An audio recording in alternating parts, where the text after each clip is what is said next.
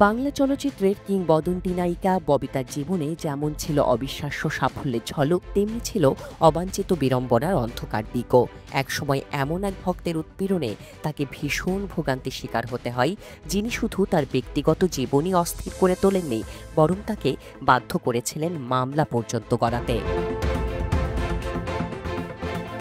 নায়িকা ববিতা মূলত পর্দার বাইরেও ছিলেন ভক্তদের কাছে তুমুল জনপ্রিয়। তার প্রতিটি পদক্ষেপ, কোথায় যাচ্ছেন কিংবা কার সঙ্গে সময় কাটাচ্ছেন, সবকিছু নিয়েই মানুষের কৌতূহলের শেষ ছিল না। কিন্তু এই ভালোবাসার উচ্ছ্বাস কখনো কখনো অসহ্য রূপ নেয়। ববিতার ক্ষেত্রেও ঠিক সেটাই ঘটেছিল।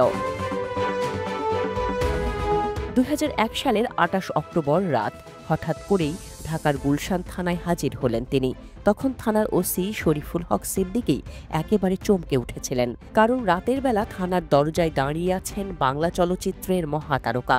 ববিতা একটি লিখিত অভিযোগ জমা দিলেন। তাতে বলা হলো, এস.এম. জহিরুল আলম নামের এক ভক্ত দিনের পর দিন তার জীবন অতিষ্ঠ করে তুলেছেন।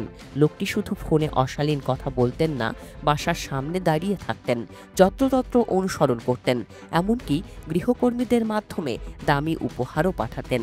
এর প্রভাবে গৃহকর্মীরাও বাসায় থাকতে চাইছিলেন না। প্রথমে ভক্ত হিসেবে পরিচয় দিলেও ধীরে ধীরে জহিরুল আলম সীমা ছাড়িয়ে যান। একদিন ববিতাকে সরাসরি বিয়ের প্রস্তাব দেন। নায়িকা তা প্রত্যাখ্যান করলে তিনি পরিবারের অন্য সদস্যদের সঙ্গেও যোগাযোগ করেন।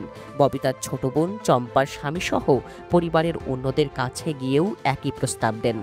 এমনকি একদিন এক দৈনিক পত্রিকায় সাক্ষাৎকার দিয়ে ঘোষণা দেন, ববিতার সঙ্গে তার বিয়ে চূড়ান্ত হয়ে গেছে এবং তারা শিগগিরই কলকাতা ভ্রমণে যাচ্ছেন।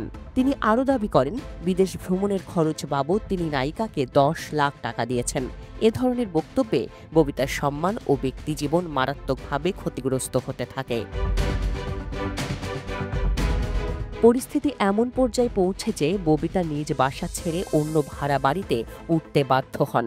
এমনকি তিনি তার খালি বাড়িটি নিরাপত্তার স্বার্থে জাতিসংঘ উন্নয়ন কর্মসূচিকে বা ইউএনডিপিকে ভাড়া দেন, যাতে ভক্ত সেই বাড়ি দখলের সুযোগ না পান। কিন্তু তবুও পিছু ছাড়েননি জহিরুল। অবশেষে পুলিশের কাছে অভিযোগ দায়েরের পর ৩ নভেম্বর ২০০১ সালে তাকে গ্রেপ্তার করা হয়। জানা যায়, জহিরুল আলম ছিলেন সিকিউরিটিজ অ্যান্ড এক্সচেঞ্জ কমিশনের পরিচালক। ঢাকায় তার বেশ কয়েকটি বাড়ি রয়েছে। শরীয়তপুরের গোসাইরহাট তার গ্রামের বাড়ি। স্ত্রী ও ৩ মেয়ে নিয়ে তিনি থাকতেন লালমাটিয়ায়। বিস্ময়ের ব্যাপার হলো, তিনি দাবি করেন প্রথম স্ত্রী ববিতাকে বিয়ে করার অনুমতি দিয়েছেন এবং সেটি নাকি লিখিতভাবে সংরক্ষিতও আছে। গ্রেপ্তারের পর রিমান্ডেও তিনি একই দাবি করেন। তার কথাবার্তায় কোনো ভীতির চিহ্ন দেখা যায়নি, বরং স্বাভাবিকভাবে জানাতে থাকেন যে স্বামী হারানোর পর ববিতা একা ছিলেন এবং তার ভালোবাসার কাছে নায়িকা নাকি হার মানতে বাধ্য হয়েছেন। সবকিছু এমনভাবে উপস্থাপন করেছিলেন যে সত্য মিথ্যার পার্থক্য বোঝা কঠিন হয়ে পড়ে। যদিও নারী নির্যাতন দমন আইনে মামলা হয়েছিল, পরে আর সেটির কার্যকর কোনো অগ্রগতি হয়নি, কারণ বাদী হিসেবে ববিতা আদালতে আর উপস্থিত হননি। তার অনুপস্থিতিতে আদালত মামলাটি থেকে জহিরুল আলমকে অব্যাহতি দেন। এরপর এই ভক্ত কিংবা তার সঙ্গে ববিতার ঘটনার আর কোনো খবর জনসমক্ষে আসেনি।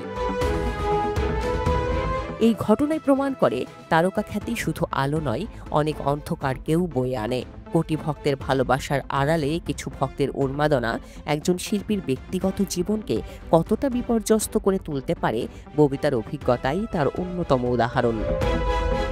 Desk report, Dhaka express.